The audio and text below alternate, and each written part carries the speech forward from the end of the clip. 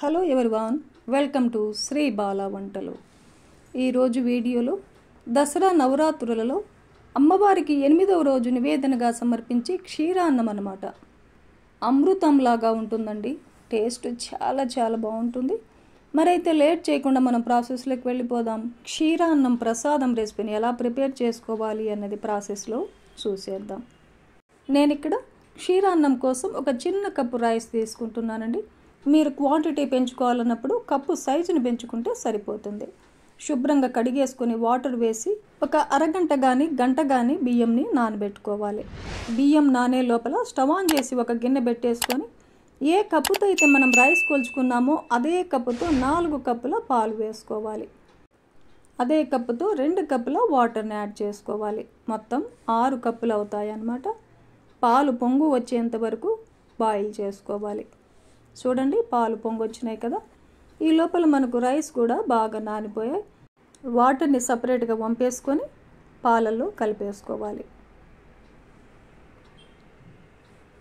ఇలా కలుపుకుంటూ రైస్ మెత్తగా ఉడికేంత వరకు ఉడికించుకోవాలి.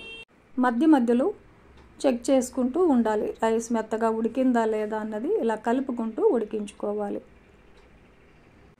చూడండి, రైస్ మనకు మెత్తగా ఉడికిపోయింది. ఇలా గెరెట్తో బాగా మ్యాష్ చేసుకోవాలి.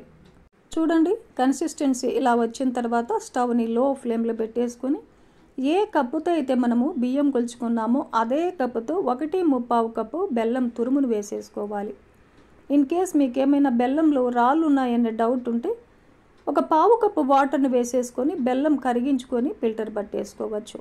బెల్లం అంతా ఇలా బాగా కరిగిన తర్వాత కాచిన పాలని 1 కప్పు వేసేసుకోవాలి. కాచిన పాలనే వేయాలండి. బెల్లం వేశాక చల్లటి పాలని వేయకూడదు, విరిగిపోతుంది. కాచిన పాలను మాత్రమే వేసుకోవాలి. ఇలా ఇంకొక కప్పు పాలను యాడ్ చేసుకోవడం వల్ల క్షీరాన్నము చల్లగా అయిన తర్వాత కూడా గట్టి పడకుండా ఉంటుంది.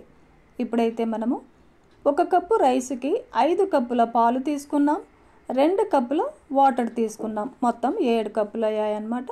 ఇప్పుడు ఒక 1/2 టేబుల్ స్పూన్ ఇలాచీ పౌడర్ వేసేసుకొని మొత్తం బాగా కలిపేసుకోవాలి. క్షీరాన్నానికి డ్రై ఫ్రూట్స్ని కూడా వేయించుకుందాం. ఒక చిన్న ప్యాన్ పెట్టేసుకొని ఒక 2 టేబుల్ స్పూన్లు నెయ్యి వేసుకోవాలి. ఒక 1/2 కప్పు డ్రై ఫ్రూట్స్ని వేసేసుకుందాం. నేను ఇక్కడైతే జీడిపప్పు, బాదం, కిస్మిస్లను వేసాను. మీ దగ్గర ఏ డ్రై ఫ్రూట్స్ అవైలబుల్గా ఉంటే అవి వేసేసుకోవచ్చు. ఇలా డ్రై ఫ్రూట్స్ అన్నిటినీ బాగా వేయించేసుకొని క్షీరాన్నంలో కలుపుకున్నామంటే అమృతంలాగా ఉండే క్షీరాన్నం ప్రసాదం రెసిపీ మనకు రెడీ అయిపోతుంది. డిష్ అవుట్ చేసుకుందాం. చూశారు కదండి, దసరా నవరాత్రులలో అమ్మవారికి 8వ రోజు నివేదనగా సమర్పించే క్షీరాన్నం రెసిపీని ప్రిపేర్ చేసుకున్నాం కదా. ఈ ప్రాసెస్లో మీరు కూడా క్షీరాన్నం ప్రసాదం రెసిపీని ప్రిపేర్ చేసి అమ్మవారికి నివేదనగా సమర్పించండి. 9వ రోజు అమ్మవారికి నివేదనగా సమర్పించే ప్రసాదం రెసిపీతో మళ్ళీ కలుసుకుందాం. ఈ వీడియో నచ్చితే లైక్ చేయండి, షేర్ చేయండి, సబ్స్క్రైబ్ చేయండి. థ్యాంక్ యూ అండి. Thanks for watching.